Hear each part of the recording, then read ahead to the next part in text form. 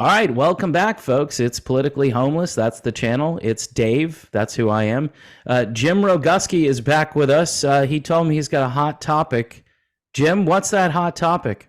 Well, normally I'm pretty calm, cool, and collected, and I'm very optimistic. Actually, I think things are going pretty well, and I've been operating on an upcoming deadline, and so I just want to preface this by there's a difference between fear mongering and get up off your butt and do something, Yeah. right? So this is a red alert for don't be afraid. You have an opportunity to get up off your butt and do something, and so here's what that something is. You and I have talked about this many times, and people who've watched our videos maybe already are aware of this. But contrary to all of the talk about the WHO that people get all confused about, last year on May 27th, 2022, they had an interesting little go around at the World Health Assembly, and they did adopt amendments to the international health regulations. Well, the way that works is they get 18 months to have each head of state, the president, prime minister, even the Pope, because the Vatican's part of this, can just write a letter to the WHO and reject the amendments that the World Health Assembly adopted for their nation. So 18 months from when everybody got notified about what happened last year brings us to December 1st, 2023. So there's a deadline of December 1st, 2023, for every leader of every nation around the world to just write a letter to reject those amendments.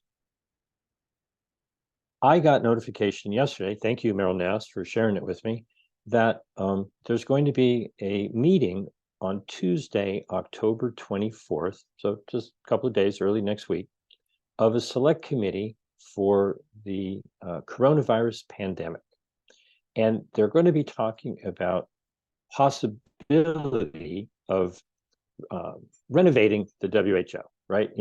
Can they be fixed? And well, that's a useless discussion as far as I'm concerned.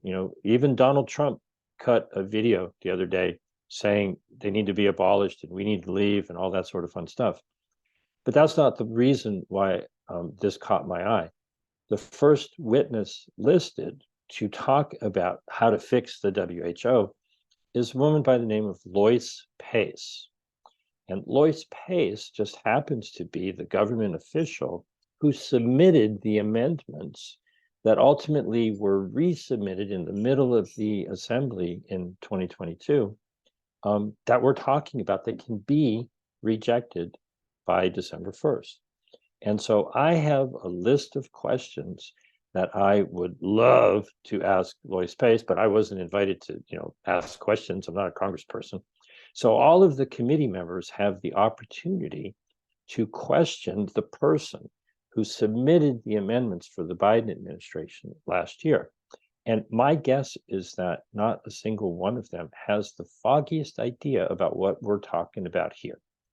And so I'm just simply asking everybody who watches this video and sees the latest article on my Substack to do everything possible to get this list of questions that's going to be right down below this video to members of Congress so that even if they don't have time to ask, orally the questions of Lois Pace, they can submit written questions to her. And just at the very least, the members of Congress will be made aware that she's the person to ask because she's the one who submitted the questions.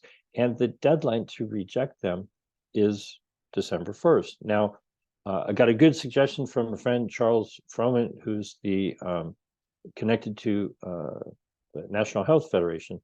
And so what I'm asking Congress people to do is come together and send a letter to President Biden saying, we want you to reject these amendments because here's what the amendments are all about. Out of the blue, the Biden administration submitted proposed amendments to 13 articles of the international health regulations back on January 18th, 2022. And Lois Pace is the person who put her name on it. Okay. And there was many things that were involved in there, but the main one was that it would shorten the time period that all nations would have to consider any future amendments down from 18 months to only 6 months. Now, what does it matter? Why would they want to do that? Why give yourself less time to consider many different amendments? And there's another batch of amendments that are being negotiated as we speak in secret. And there's 300 different amendments. Well, we've gone 17 months almost out of the 18-month period, and nobody has said a word about a tiny little handful of amendments. You think they're going to have time to, discuss 300 amendments that are going to totally renovate and change the international health regulations in only 6 months? What are they trying to do? Why are they trying to ram this thing through? That's not going to save anyone's life. It's not going to improve anyone's immune system. There's no apparent reason why you would shorten the time period unless you understand U.S. federal dates when presidents come into and leave office. So if the next batch of amendments are adopted by the World Health Assembly in May of 2024, 6 months beyond that would be December 1st. And so the Biden administration would still be in office. And so they could just run out the clock and there's nothing anybody could do about it. When it was 18 months, maybe they're going to lose the next election and maybe the next president would have time to reject these amendments. And so there are a lot of questions about the fact that there's never been any public debate. I doubt that the proper protocols for consulting with members of the Senate Foreign Affairs Committee, getting feedback, getting the proper delegation of authority for the people who did these negotiations. Did they dot all their I's and cross all their T's and do everything in an above board fashion? And, more importantly, the international health regulations are structured in a way that the people are cut out of the picture. The Congress and the Senate are cut out of the picture. I may have asked you this before, Dave, but if I did, my apologies. I'm going to do it again because maybe somebody watching this video didn't hear us have that conversation before. You've heard the story about some 3 men from planet Earth put on some spacesuits, got into a rocket ship, and traveled to the moon and back in July of 1969. Yeah. At that same moment in time, they were negotiating the international health regulations at the 22nd World Health Assembly in Boston. And what happened was President Nixon at the time essentially signed off on them, never submitted the international health regulations to Congress. And it's been seen to be a sole executive agreement, not a treaty. It's legally binding because he signed off on it.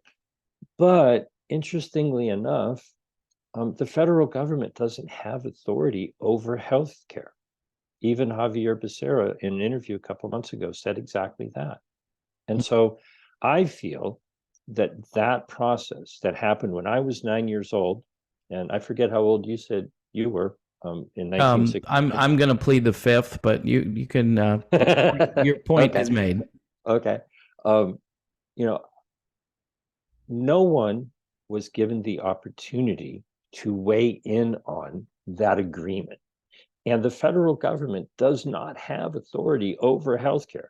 The international health regulations should be null and void. But everybody let it slide for 54 years. And so now is the time for members of Congress and people in the United States and people around the world to take another good hard look at, how did that all come to be?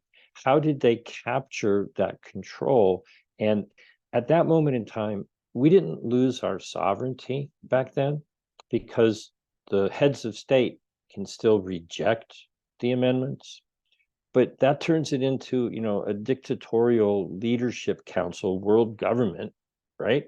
That took our democracy or our representative democracy away from us.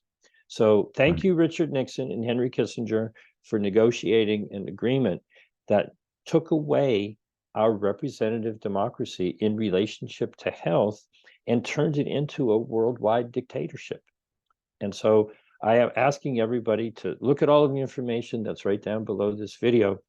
Over the next couple of days, if you could help reach out, spread this to, media around the world, to raise the awareness, it would be wonderful if some members of the House Select Committee on the coronavirus pandemic who are talking about, re-looking at the WHO would ask Lois Pace some very important questions about what she did in 2022. Mm. Yeah, and obviously Congress needs to get its act together. We need a Speaker of the House, so that issue needs to be resolved because they can't even approve funding for whatever they want, other than the president doing executive orders. So obviously that needs to be resolved. But James, always great information. Anything else you want to add to this, and where can people find you? Well, I'm going to be publishing that article shortly. You'll be able to find it on jamesroguski.substack.com. And as always, I give everybody my phone number. It's 310-619-3055. This effort, I understand, is a little bit last minute because they just announced the meeting yesterday, and it's on Tuesday, the 24th of October. And at the very least, if we reach out and raise the awareness of members of Congress and get some of them to come together to write a letter to Biden to say, look, we see what you're doing. You tried to make it so that nobody would have any input. Nobody even knows about it. Proper notice was not given. And you were trying to make it so that, you would have complete control by shortening the time period. No, that's not acceptable. We are not having it. And that has a very important influence on this enormous pile of amendments that they're currently negotiating, which we talked about last time. They know they have a deadline that they're not going to meet, and they're talking about just ignoring that deadline as well. And so this is not, fear mongering. This is, hey, this is the process that they're going through. We have an opportunity to speak our mind. Get up off your butt and do something. And it's really easy. Just share this information as far as wide as you can. So thanks, Dave. I appreciate the opportunity. All right, everybody. James Roguski. And please subscribe to this channel as well if you want updates from myself and James. James will always be welcome as a guest on here. And let's try to do our part, everybody. See you soon.